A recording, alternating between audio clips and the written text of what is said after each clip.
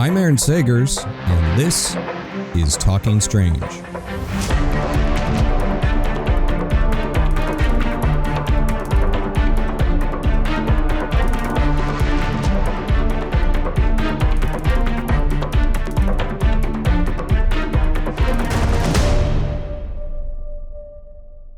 Hey there, spooky nerds, and welcome to Talking Strange, the paranormal pop culture show. And once again, as always, I'm your host, journalist, author, researcher of weird things, Aaron Sagers. Also from 28 Days Haunted on Netflix and Paranormal Caught on Camera on Travel Channel and the Max streaming service. And we're now airing our 7th season, so check that out over there.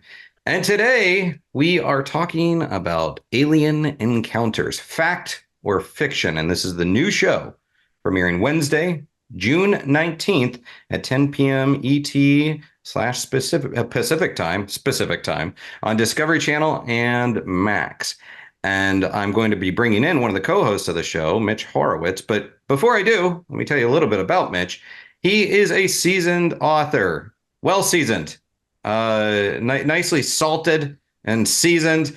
Author of Occult America, The Miracle Club. He's a lecturer with a passion for unearthing the hidden truths of the universe and has spent years conducting in-depth research, interviewing witnesses, studying government documents, delving into the historical records of all things unexplained. And along with Chrissy Newton, who is a friend of our show, a science and tech journalist, a podcaster, partner of the Debrief, which is the news media outlet that focuses on UAPs. Together, they investigate the veracity behind personal accounts of otherworldly experiences, and they use scientific data and research to really dissect real-life encounters and potential extraterrestrial activity and determine whether or not they can be explained. And all of this is happening while they are posted up at a local bar in Roswell, New Mexico, which I think is a great addition to this show. So let's go ahead and bring in our guest, Mitch Horowitz. Mitch, thanks so much for joining me, man. Great to be here. Thank you. Yeah, like I said, it's a small world and then an expansive world that we're basically neighbors in both the industry and the worlds that we work in, as well as geographically. So except for now, we're both separated by 3 states. Yeah. But we live spitting distance from one another in Brooklyn. And so it's nice to meet a fellow weirdo in the same zip codes. Thank you, man. So before we get into the meat and potatoes about alien encounters, just a little bit about how you got involved. What was that process? And did Discovery just call you, or, what happened there? It's funny. You can call these things serendipity, but is anything really serendipity when you start to look at the backstory of it? I've been involved in writing about the occult, the esoteric, the mystical, the paranormal for decades. And it's been my passion as a historian, as a journalist. I call myself a believing historian. I participate in many of the movements I write about. And I've been on any variety of shows as Mr. Talking Head, holding forth on this and that. And I don't need to tell you what the development process is in TV. I often describe it as living hell capped by crushing disappointment. And yet, if you can stand it, and if you stick around and you do enough of it, things seem to bend in your direction. And folks at Discovery came to me earlier this year with a show that was being put together very quickly, and that was Alien Encounters. And within a few weeks, we found ourselves happily decamped to Roswell, New Mexico. And it's kind of an interesting lesson because I really do mean what I said about the difficulty of development. Anybody who's in it knows that I'm putting it straight. And yet you stick around long enough and strange things happen. It's a quality of life that is often identified by salespeople. Salespeople say you make 100 phone calls, you get absolutely nowhere. And then a call comes seemingly from out of the blue that makes your season, but it wouldn't have come had you not made the other 100 calls. Yeah, being on the radar of these things and ideas that a couple of years ago may have seen, dated a couple of years ago, or maybe it just wasn't right for that sort of scene, that industry a couple of years ago, are now fresh, and then they're back into play. What was it though in particular about Alien Encounters that, because they, I think similarly, have been involved in a lot of pitches, people come to you, you go to people, but what was it about this project that you're like, okay, more than just a talking head gig, more than just, a show that maybe you might want to pass on. This actually, I think, has meat to it that I'm intrigued enough to sign on for. Well, I could tell the people involved with it had a genuine interest in UFOs. They had been around the subculture for a long time, had dedicated their lives and careers to it. Chrissy being just one example, our director, Mark Marinaccio, being another. I knew I was getting involved with people who were not just treating this as kind of the latest thing that stuck to the wall until it didn't, but these were lifers, these were long timers, and the people who made the show have to go back into the communities they came from and hold their heads up. So I think it's a show that has a good standard of fact finding on the air. Hmm. And the way these stories are presented is it's people that have these experiences or eyewitness accounts, and they come to you, meet you and Chrissy at this bar in Roswell, tell their story, maybe present some sort of evidence. You guys analyze it, and then you kind of give it the your opinion on what it may or may not be, and it's really kind of people focused. Was that part of the hook for you, is instead of just researching documents coming out of like ATIP several years ago or some of the congressional hearings, that this is really people focused and civilian focused by and large? Yeah, I grew to the focus on people because I often say, look, you can receive all the evidence that you want. At the end of the day, all of us are generalists. Most of us, unless it's in the nature of our work or of some field to which we've devoted our lives, we're not going to be able to get down into the guts of specialized information that we're not trained in. At the same time, this happens all the time in our country when people serve on a jury. People are named to serve on juries where they're reviewing forensic evidence, witnesses, evaluating the credibility of people and information, and they're seated on a jury and they're asked not to play the role of specialist, but to play the role of generalist who is capable of making a judgment call about a reasonable standard. And so that's at least the bar that I attempted to set for myself. UFOs have not been at the center of my work. They've been an interest and they've become a greater interest for reasons that we may get to. But the fact is, I'm almost an in-law in the family. And yet I feel that gives me an advantage because I sit down without partisanship. I am a critical believer, but I don't belong to any of the constantly subdividing factions that exist within the UFO culture. I'm not possessed of this or that point of view specifically, so much as a critical openness to the data. And I make a judgment call as to whether this is a credible person and whether the evidence that they've submitted to us and that we've attempted to have analyzed stands up reasonably enough so as to say, okay, this is unexplained. Or we've had cases where something is identifiably mundane and interesting though it may be, impressive though the witnesses may be, it has to be written off. Yeah, throughout my career, I've been, as a journalist, I've been both a generalist as well as come to develop certain specialty areas. And what you're describing is really the process of being a journalist. And something that I talk about with people is something, a needle that I try to thread is this cynicism, well, observing the difference between cynicism versus skepticism, being Yeah. open-minded when you're interviewing subjects. If you're at the scene of a crime or a natural disaster or whatever, you want to be open-minded to their story, but you also don't want to automatically believe every single thing that they say to the point that you become a rube or a little manipulated. Sure. So Sure. is that kind of what you're discussing, and did that come into play with these interactions with these eyewitnesses that were coming in? Absolutely. Like everything else, we're living through a cultural moment. Maybe it's just human nature where people walk around with this all or nothing attitude towards anything that we have contentious or divided opinion over. The scale between absolute credulity and absolute rejectionism is very rarely occupied in gradations. It tends to be a scale toward which people slide absolutely in one direction or another. We're in a crisis of skepticism right now. We need skepticism. Skepticism is one of those noble words like agnosticism. I embrace the agnostics. I embrace the skeptics. But too often we just use those as vocabulary words to mask or to perfume absolute rejectionism. And absolute rejectionism to me is as much a fundamentalist way of thought as absolute credulity.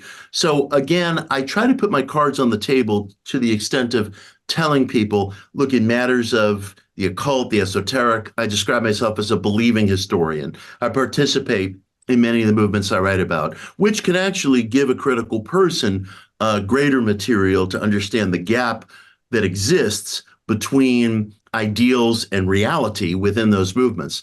I try to bring the same outlook to the UFO question. I'm a critical believer. I want to hear from people, but to a certain extent, I want to hear from people who are capable of not only persuading me that they are together, mature, canny, relatable individuals, but getting attention, for example, is not their career, or talking about phenomena or UFOs is not a shadow career of theirs. If that is their career, that doesn't disqualify them, but step up and let us know. And then there's the question of the evidence. Is it credible? Does it stand up? Look, in many of these cases, people see strange things in the sky. Might be possible that with the appropriate software, you could determine, look, there were satellite launches that night, there were meteors falling that night, there were weather drones present that night, there were test facility was doing something nearby that night. A lot of the people I found who came on the show had already checked those boxes, had already made those determinations. I was touched to find that so-called everyday people very frequently have some technical data of themselves. They may be veterans, they may be engineers, they may be programmers, they may be backyard astronomers, many of whom are very good. And they know a thing or two before they step up and start telling their story. Those are the people I most groove to. Yeah, I think so. Something that I enjoyed about the first episode that I watched is this sense of, and again, you kind of just said it, it's operating within those communities that you're talking to and talking about it's so important because as a reporter, it's like know your beat and know the Right. people that know your communities. And again, it doesn't mean that you're automatically going to buy into every single thing that they say, but it shows that you have done the work, you've done the legwork, you've gotten to know the people in the community, and you're willing to listen to their stories. But Absolutely. but there's also this research component. And this is a produced entertainment product, and we see this setting in the bar, and it's compelling. But what kind of advanced prep work are you doing for these episodes and these cases? Because I can't imagine that it's totally cold call. Somebody sits down and tells their story, and you don't Right. know anything at all about it. You need to know. So, what's the prep work for you? Prep work will often be experts coming in from different fields to renew data before we go on air with it. So, for example, if somebody submits medical records saying, look, I have lacerations or radiation-like burns on my body after a supposed close encounter or a supposed abduction experience or what have you, we would have medical authorities look at that and say, is this the real deal? We would have people looking at videos to ensure that they're unpolluted, uncorrupted, not doctored. We would have private astronomy labs, for example, or maybe university-based astronomy labs identify that there either were or weren't mundane objects in the sky that night.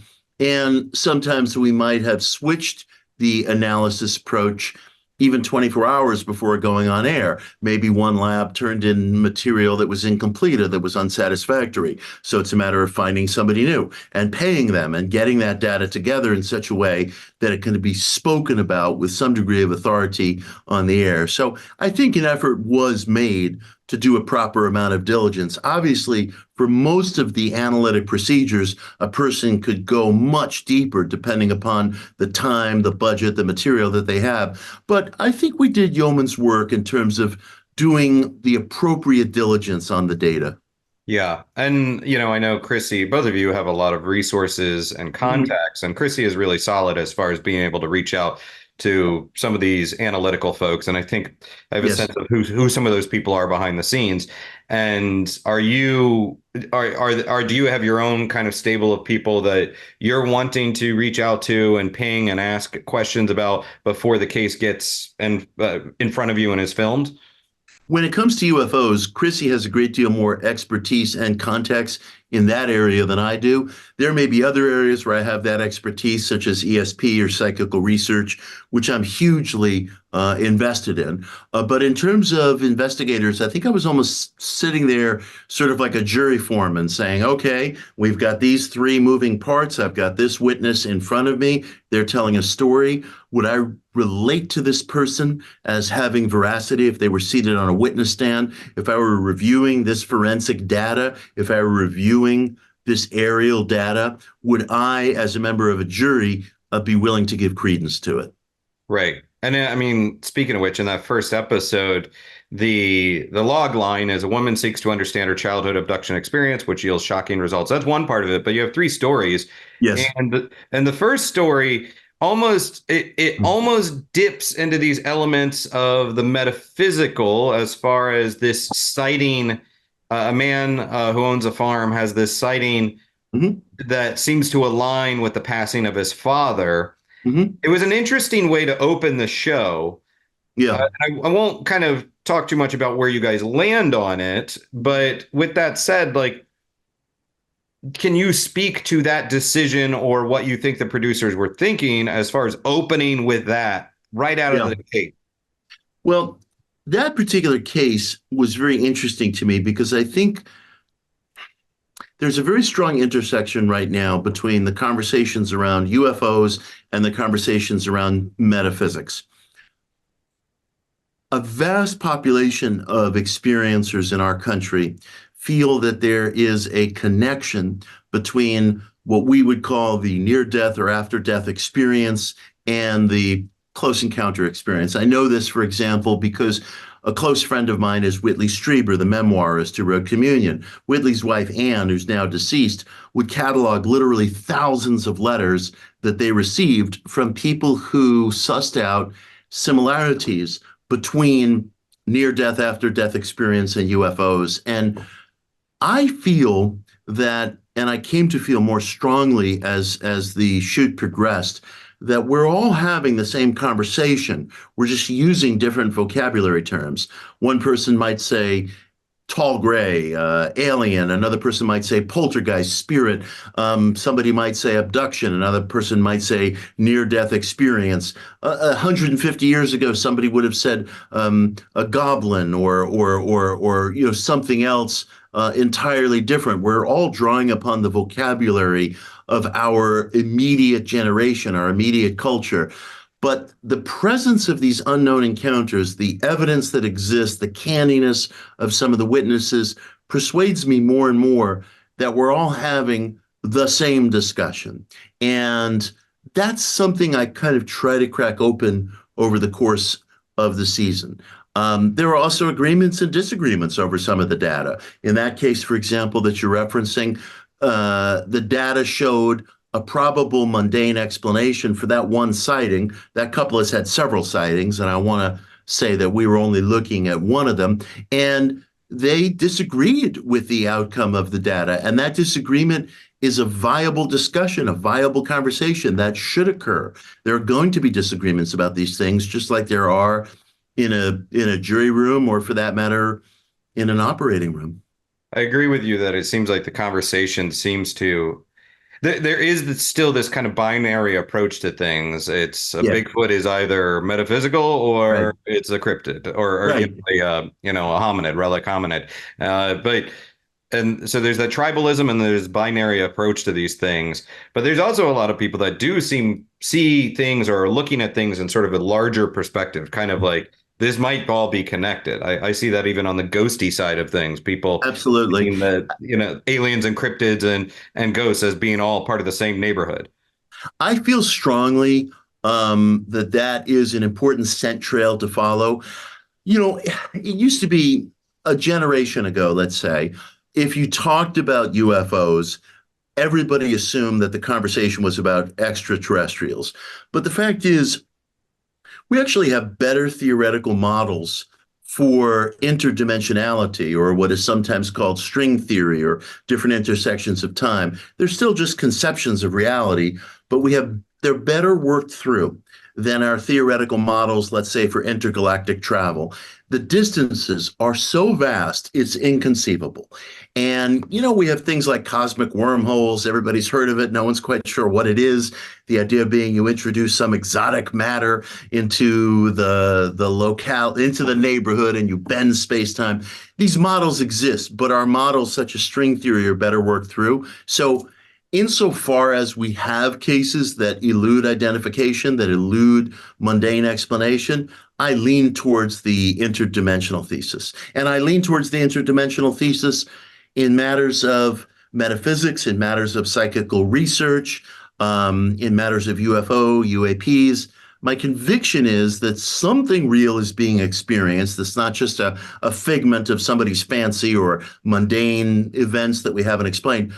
I think we bump against these things sometimes, and they're very hard to explain, but the data has mounted, and some of it has proven replicable and bulletproof.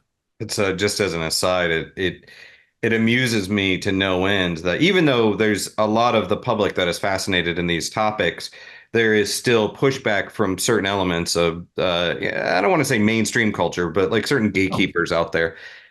oh, And and the pushback is interesting because I often say about the hardened skeptics, the rejectionists, they've won culturally and they've lost intellectually.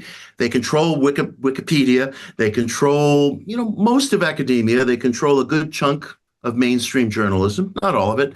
And it's this strange phenomena where you're triumphant um, culturally, and yet you failed intellectually, and it takes about 30 years for those two actualities to catch up, and that's the strange place where we find ourselves at the moment. even like there's a in between the cultural and the intellectual element, there's sort of the narrative element, and that's sort of the middle ground. Like, whereas like I think they've won narratively. The cultural, I think, is shifting, and they've lost the intellectual. Without question. So Without question. You find much more supple content coming out of the very best people in, let's say, borderline fields, whether it's ESP research, UFOs.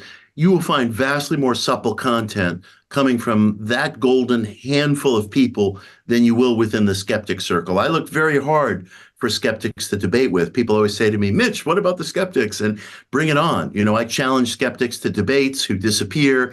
I look hard for skeptics to debate with. again, that's kind of why I want to. I mean, I don't want to retire the word skeptic or skepticism, but I want to Right. reapply. I want to call them cynics because it's not skepticism, it's cynicism, it's Totally correct. It's non-belief. cynicism. I embrace the word agnosticism. If you're an agnostic, Sure. that's wonderful. It's questioning. If you're an atheist, you can say that. There's nothing, there's no booby prize, but let's be plain with each other. And the flip side of that is the dogmatism, which is or dogmatic approach to things, which is like I said, like it's okay if you think it's extraterrestrial in nature. It's okay if you think it's more interdimensional. That Right. doesn't mean we can't be in the same pool together. We can everybody into the pool Right. because we're still a rather small group of weirdos. Might as well just get along with one another instead Right. of like get so tribal about these little camps, Yes. Uh, Yeah, and I've heard a lot of people as I've been doing media for the show. I'm very interested in what you're saying because I've heard a number of different hosts and journalists speaking of this problem of binary thinking, of all or nothing thinking. I suppose it is starting to enter the discussion that this is a problem. And yeah. we're not going to move the ball down the field until we get past that problem. Yeah, I mean, but you're also talking to someone that's operated through mainstream media for a long time, but also running parallel, doing the weirdo journalism for a long time. So, like, I've kind of seen all sides of it, but I do definitely think that it is a problem, and it's something people are talking about. Well, I must tell you, I was just talking to a retired professional wrestler, Jericho, who has a wonderful podcast. He comes from a background of combat sports, and he was saying the exact same thing Mhm. that you were saying, which I find interesting. So, when you're speaking to these people for these cases, for these stories on the show, you know, when you again, when you're a journalist, when you're interviewing people, you want to get their story. You want them to feel trustworthy or feel like you are trustworthy. And there also has to be empathy involved.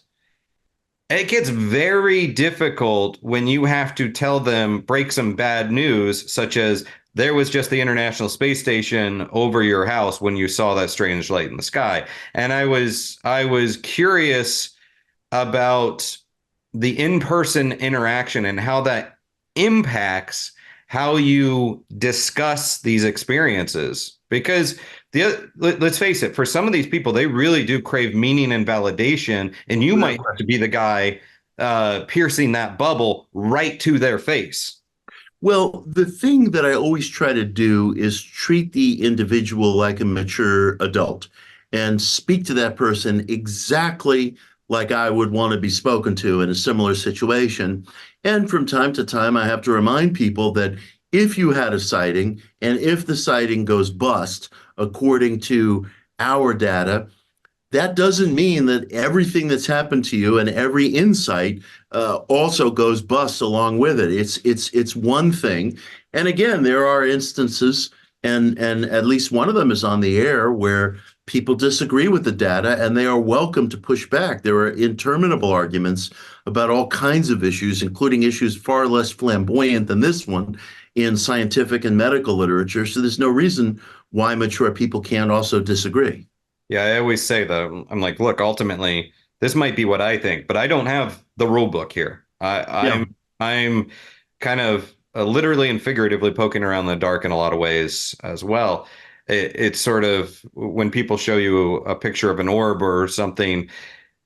My first question is, well, what do you think it is, and what do you want it to be? Because, and Right. do you want my honest opinion, or do you want me just to agree with you? Because that Yeah. could be a very different set of a different conversation. Yeah.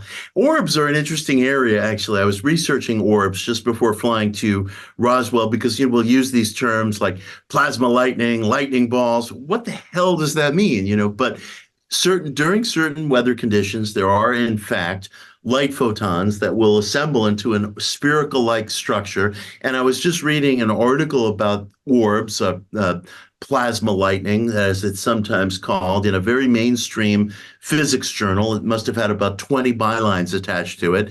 Everybody wants to get their tenure. And the authors of the article made what to me was a fascinating observation. They said, first of all, orbs or plasma lightning, ball lightning, do perhaps explain some UFO sightings, like Foo Fighters, perhaps during World War II, but they by no means explain everything. And in fact, orbs themselves, and this was actually in the article, could be understood as a light plasmic preform of life, a preform of life. And it was fascinating to me because in our religious traditions, at least in the West, we tend to think of creation as associated with word and light. And here is this physics journal expounding on the fact that these plasma balls, which may be mistaken for UFOs, themselves have this fascinating backstory, whereas over the course of millions of years, these things actually may go from being photon to biology. And it's incredible. We can know a thing without knowing a thing. We can understand a thing without understanding the process behind it. Everywhere you look, mysteries deepen, it seems to me. Yeah, just once you blow the doors off, blow the bloody doors off of the of what might be out there, it gets weirder, but it gets It more gets weirder. interesting. Right, right. Um, It's like, call it a UFO. It's less strange. yeah. Do you have has there been a moment? I mean, look, people like drama and conflict, and that is the nature of television as well. Has there been a moment where you and Chrissy land on separate sides of the story? She's maybe a believer or dismissing it, and you're the opposite? Oh, absolutely. There was a woman who was a Navy veteran who uh, felt she spotted a UFO, and the data pointed Chrissy towards the conclusion that it was a drone, which is a very well supported conclusion. I felt there were some holes in the data, and given the experience of the witness and the nature of her character, I came down more sympathetically on the side of the story, and I declared it unidentified. Both points of view are absolutely defensible. And it's judgment call. You're faced with having to render a judgment, and you give it. Yeah, we disagreed on the data sometimes, and sometimes the experiencers disagreed with us. Well, and the experiencers, the eyewitnesses that you interact with, they are such a integral part of the story. It's not just Mhm. the data. And in the first episode, we see Frank Kimbler, we see Jessica Blunt. Now, I've met both these individuals. I've known Frank not super well, but I've going back to some Roswell UFO festival Huh. years ago. So these are folks that are known to the ufology community, and their stories have been told before. They do conventions, they do talks. Is there a danger in your mind of retreading some of that material, if especially if an audience member might be a little bit more literate with this material? Do you see where I'm going with that? Is there Oh, a little bit of absolutely. a trickiness of saying, oh, but Frank Kimbler, geologist, or Jessica Blunt, experiencer, someone might be like, wait, I've seen them on other programs before. Yes. I think that you're raising a good question, and I thought about that myself. And I made the determination to approach their stories with what in Zen Buddhism is called beginner's mind. There's so much noise out there online, and yes, some people have been on the circuit. I decided to kind of turn down the radio static, so to speak, and said, look, I'm going to come to this with beginner's mind. I'm going to do my best to evaluate what they're bringing to the table, absent the politics and the factionalism that exists within the UFO world, rather than trying to render myself into an overnight expert on UFOs, which I certainly am not. I made the decision that being a relative outsider to the community, even though I have a lot of experience covering the unconventional, the paranormal, the esoteric, the occult, being an outsider to this particular area of the neighborhood, I feel helped me to the extent that I don't identify with any faction in the ufology movement. Aside from being a critical believer, I don't lean for or against personalities or factions within the movement. And I'm willing to sustain that for all the benefits and difficulties that it may bring to me, because I think there is something to beginner's mind, and I think there is a freshness that you can bring to the table if you do your homework on what's in front of you versus trying to get your arms around the global ideas of what is or is not accomplishable, proper, correct. The thing that's suffocating the UFO community right now is factionalism. It's human nature. It happens everywhere. So you have people who are more interested in government cover-ups versus disclosure than they are in actual study of UFOs themselves. And we have, of course, people who go to the other extent who are not fully literate as a person ought to be in considering the question of how governments, including our own, have suppressed or discredited legitimate witnesses because they had some other agenda altogether, maybe wanting to keep backyard astronomers from sharing classified information about U-2 flights or, something of that nature. I recognize all that. I'm part of none of it. So I've sort of embraced, in a certain sense, being an outsider or someone who approaches the field with beginner's mind. Yeah, I appreciate about what I have seen of the show that I'm very much of the opinion that okay, you can have important though they may be, the New York Times headlines and the congressional hearings and all of the official stuff. I think it's important, but there is still this persisting idea amongst some folks that the people that are having experiences are let's face it, like perhaps undereducated or perhaps Mhm. living in the backwoods or whatever, and mistaking a airplane or a drone or Starlink for a UFO. And something I like about what I've seen in this show is like I know that's not the case. Yeah. And I like that we're seeing stories from people that it's like, this is clearly an intelligent, person. This is a geologist. This is a person that has thought about what's already out there and tried to track where the International Space Station is or was at the time of their sighting. I think that's an important contribution. Is that something that you've reflected on? How Oh, you're no, representing people? yeah, I was actually thrilled that a lot of the people who came to the table had some degree of technical knowledge before they went on air. But I'll tell you something, when people are determined and curious, they can find things that may not be the thing that they're looking for, but that produces a finding that's really important. One of the guests on the show is a couple from Western Pennsylvania, and they are what you might call Bigfoot hunters. They're interested in cryptids and strange beasts and so forth.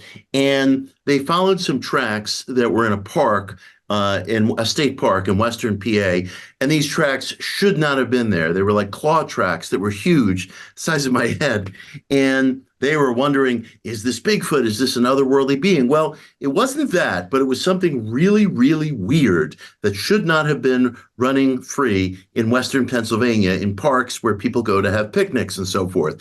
And nobody else cared but this couple. They took plaster tracks and they said, there is something out there that is really weird. And they were absolutely correct. It wasn't weird in the sense of an otherworldly or cryptozoological encounter, but it was plenty goddamn weird for Western Pennsylvania.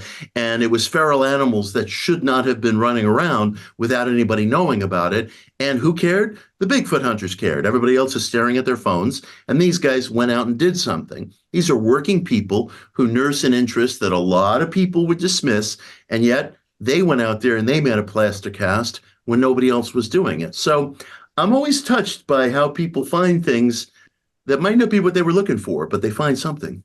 Yeah, even if it might be ultimately explainable, it's Yeah. still anomalous. It's still it's something that's It's when you hear what they found, it is pretty goddamn anomalous. Yeah.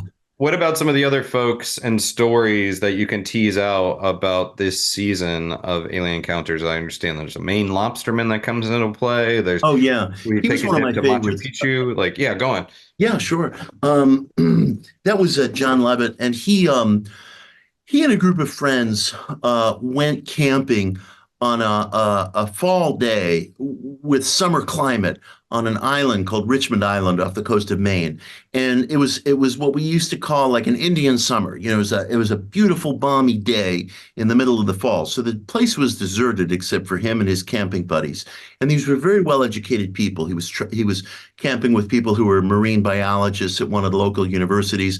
And their camping group split up in two. One group remained by the tents just to kind of hang around camp, and the other group went hiking around the perimeter of the island. They both had this weird encounter where these orbs of light seemed to track them from the sky, come down, and really pin them down to the floor, almost literally. They felt a kind of almost a kind of force pinning them down to the terrain. They actually lied down on the ground, and both campers had the exact same experience about 1.2 miles apart. And they were quiet about it for a long time because they didn't want to get called cranks or experience the embarrassment or what have you.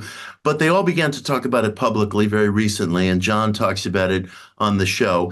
They don't have any evidence, that we would consider empirical evidence, although the area does have a certain history of sightings of unusual or UAP related phenomena. And so we do try to bring history, context, the nature of the witnesses into the show. And I was blown away by his story because these were really educated folks who, in fact, have not been on the circuit, have not been seeking attention, are not activists in the field. And sure, one could sit down and try to find some explanation for the phenomena, but we checked every box that we considered reasonable, and there was no explanation. Hmm. Any other stories that you're really looking forward to the viewer seeing you and Chrissy unpack? Oh, well, I think I've mentioned a couple of my favorites already. I think I have stories from people who have tracked UFO sightings, either at home or while they were traveling. And again, they had some technical knowledge themselves that they brought to the table, but every legitimate um, box check was made, and no aerial phenomena was found that had a mundane explanation, including drone activity and so forth, in the area that they were in. Another favorite of mine, and you referenced her, is Jessica Blunt. Jessica has had burns on her body that she identified as potential radiation burns. She submitted her medical records. I was touched by her story because a 2010 Defense Intelligence Agency report that was recently declassified makes exactly the same declarations and provides exactly the same medical evidence that Jessica has for her case. Air Force and naval personnel have experienced what seem to be radiation burns in their bodies following the flyovers by objects that, as the report puts it, display some sort of unknown or not yet understood technology. And I was shocked to discover that report in conjunction with Jessica's story, because that report should be as big a piece of news as the TikTok videos. The only mainstream places it's been reported are maybe USA Today and the Daily Mail in Great Britain. Otherwise, the mainstream media has been very quiet about it. And when I first got the report, I was so blown away by it. I was sure somebody was hoaxing me. And in researching it, I found it is the real McCoy. It's now close to 14 years old, and it really hasn't gotten much exposure. I was kind of turned on by that. Mm-hmm. So, as an aside, but being a New York resident, did you ever interact with Lee Spiegel? No. Oh, okay. Lee, just because Lee was someone from, he worked at Huffington Post. He's sadly since passed away, but Oh, worked look at at Huffington me. Post Yeah. and Really. did the serious journalistic work while talking about weird things. And sadly, there's just not a lot of newsrooms, period, full stop. But there's also just not a lot of support for a serious journalistic enterprise on these topics outside of like the congressional reports and things like that. It's very uncommon. And what Leslie Kean, Blumenthal, and Helene Cooper had to go through to get their story on the cover of the New York Times, it's the damn closest thing to a miracle that, Oh, one sees coming out of journalism. There, I admire the hell out of them because they really put this topic on the agenda, and the effort that they expended was heroic, in my estimation. oh no, for sure. And before I wrap up with you, I mean, you alluded to it earlier. What is the story for you personally that has led to this very specific interest in this show and alien encounters, but also how you interact with the people that share their tales? Well, I think frankly, what got me interested in it was very rigorous study over the past several years of ESP research, psychical research, precognition, telepathy, and so forth. Um, I've written widely on ESP research over the past, say, 2 or 3 years. I believe very strongly in the validity of some of the best data. One will always hear from the pseudo skeptics that it's never been replicated. There's not a shred of evidence, which is my favorite phrase. And in fact, we have bulletproof, heavily juried, unpolluted, and widely replicated and confirmed data in the field that is extraordinary. What we don't have is a theory of transmission. And if you start to look at string theory and the question of there being these different intersections of time, if you start to look at the many worlds interpretation of quantum data, you start to come maybe toe to toe with some conceptual models that might apply to ESP. Maybe the psyche at certain moments has the capacity of passing among different intersections of time. Is it possible that when we experience something that we call Bigfoot or we call an alien or we call a flying saucer, maybe we're experiencing these momentary encounters, just as in the ESP lab, with phenomena that exists, but exists outside of the normal data that we're able to take in through our five senses or through technology. And we're getting a peek or we're getting a wink at what Einstein derisively called spooky action at a distance and catching a glimpse of something that's connected to us interdimensionally or on these waving bands of strings that are referenced in string theory. We have those conceptual models. That's where I began to relate ESP, UFOs, and other phenomena. This may all be maybe someday cracked open by the so-called many worlds interpretation of quantum physics. I don't know that it'll fall to our generation, but we have some conceptual ideas and we have evidence that I believe is standing up to scrutiny and is replicable. Yeah, Mitch, I got to tell you, like I've never billed myself as a paranormal investigator. I'm a paranormal journalist, paranormal historian, researcher, but certainly I've been involved in a lot of investigations. I've investigated myself. I have investigated as well, not just investigated myself. Very different phraseology I've there. been through But psychoanalysis, but but what is so fascinating as of late is this trend I'm seeing where people that are conducting paranormal investigations that involve some sort of sensory deprivation, it mm, starts as like a traditional ghosty experience, and then there is this shift. It's almost like a flip of a switch where people start feeling like they were having interactions with something else, something bigger, something I don't even want to say ethereal, but just something outside of the paranormal. yeah. And I love it because it sounds a lot like what you're talking about. I think we're about to um, who knows whether or not it'll ever be truly documented or verifiable, but it does seem like we're getting into this new territory of high strangeness that really excites me. I agree. And I think all of these things are part of the same conversation. And as this conversation gets integrated, that may be the next step that we're all looking for and where we're going with this evidence. Yeah, it's kind of like we need words for as our reference, right? But the words like ghosts and aliens and cryptid end up being so ultimately limiting, even though they're so unexplained. It's like there's this whole other area. They're umbrella terms. If anything, it starts to They're feel. umbrella terms. It's funny. I referenced this during the show. I was reading a Bigfoot narrative that you've probably heard of that Teddy Roosevelt wrote in the early 1890s. And Mhm. of course, the term Bigfoot wasn't in circulation at that time. So he uses the term goblin. And, I smile at it because it sounds like such an antiquated term, but it's no different from, somebody in the 21st century saying tall gray. It's just a word that belongs to our culture.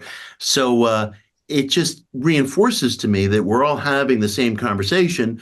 We're just using vocabulary that belongs to our generation. Yeah, yeah, it's both frustrating and fascinating, Yeah. and I love both aspects of that. But Yeah. before I let you go, just finally, I'm always curious about, the things that kind of a two-parter, the stuff that baby Mitch was into that perhaps was sowing the seeds of what a grown-up big kid Mitch is into now and writing about. What were those things that you were kind of ingesting? And then also, were there any great urban legends or creepy stories, the old haunted house at the end of the block, anything like that, that really defined the community in which you grew up? Oh, absolutely. I grew up in the great borough of Queens in New York City in the early 70s, and the supernatural was in the air. I remember hearing my sister on the phone telling a friend of hers that Ringo Starr had shaved his head in solidarity with Charles Manson. I'm fairly sure Ringo did not shave his head for that reason. But these were the things that were out there in the air, and we would bring home paperbacks on Bigfoot, flying saucers, ESP, folklore. I remember I brought home a big book of Pennsylvania Dutch folklore from the public library. And in the center of the book, it had this pentagram like chart that was supposed to be a fortune telling device. And the idea was to cover your eyes, hover a pin over it, and bring the pin down. And you would bring the pin down on a little phrase. I brought the pin down on a phrase, a letter. A letter will reach you. I was 9 years old, so I didn't get much letters. The next day, a letter came to the house, and it was an overdue book notice from the public library. And so I thought, shit, maybe there's something there. So careful what you do when you're 9 years old. It'll determine the rest of your life, but I'm glad for it. Yeah. Anything like In Search of, and then a little bit later, Unsolved Mysteries. Were you into those shows? Oh Were you yeah, all that devouring? stuff was part Yeah. of my life. And I remember being very specifically, and I write about this in my book, Occult America. I was fascinated with newspaper horoscopes because I said to myself, I know, even as a kid, this stuff is thousands of years old. How did an esoteric occult system from ancient Mesopotamia wind up being retained into the late 20th, early 21st century to the extent where everyone you meet knows his or her sun sign and something about it? And of course, the rejectionists would say, just shows how stupid people are. And it's like, well, does it? Does it? We no longer put leeches on ourselves. We no longer do all kinds of painful ceremonial things that our ancient ancestors used to do. We've swept away all of that world except for these tantalizing remnants. And why? Why? I'm fascinated with the retention of ancient belief systems and with going beyond the question of whether we retain them, for the usual kind of checklist of psychological reasons, but because there's a resonance there. We find something there. And I was ignited in that even as a kid of 9 or 10 years old. I wanted Yeah. to know, where did it come from? Why did it survive? Are we doing it the right way? How many threads have gotten, cut and interrupted before this philosophy reached us as it exists today? I'm fascinated with these ancient retentions. Yeah, and of course, rituals and community are very important parts of just civilization and society. But then it's like I talk to people that are just outright dismissive of things, and yeah, I'm like, okay, well, we're talking about it's cicada season, it's El Nino. We know certain plants bloom at certain times of the year, and animals are active at other seasons and whatnot. But we are so divorced from the fact that we are organisms that perhaps when we were born might have some sort of influence on our behavior. So you're willing to accept this from the natural world and then divorce ourselves from that natural world. And interestingly enough, when people are dismissive of things, they usually don't have to pay the price for that dismissal because it's usually a long ways later that we realize that the strange thing that wasn't supposed to be occurring was actually occurring. This happened with meteorites in the 1600s and 1700s. Regular people, townspeople, tradespeople, village people would record seeing shooting stars or these strange lights moving across the sky, only to be told tut tut by the Royal Society. There's nothing going on. It's just old wives' tales, ancient superstitions. We didn't know that there were meteorites striking Earth all the time. But the farmer, the tradesman, the guy plowing a field in Framingham, Massachusetts, he saw something. He wrote, a letter, to the local, town crier newsletter. And well, a couple of centuries later, we realized, gee, Farmer Brown was correct. There was a meteor shower over Framingham that night. Nobody else was looking for it. He was. So we have to be a little careful before we get too high and mighty about the nature of our perspective. Yeah. It's hubris. You will always get taken down a notch. Yeah, that's the White Star shipping line. Yeah. Hubris. Bad quality in engineering. Yes. Mitch, I'm going to let you go, but man, I thoroughly enjoyed speaking with you. I really appreciate not just your time, but I appreciate you being such an excellent interview Thank and you. and so engaging. It's a real pleasure to speak with you. Back And at you. yeah, so I look forward to maintaining like communication, and we'll catch up in Brooklyn. Right on. But in the meantime, my guest is Mitch Horowitz. The show is Alien Encounters Fact or Fiction, which premieres Wednesday, June 19th, 10 p.m. ET on Discovery Channel and Max. I'm Aaron Sagers. This has been Talking Strange, and until next time, be kind, stay spooky, and keep it weird.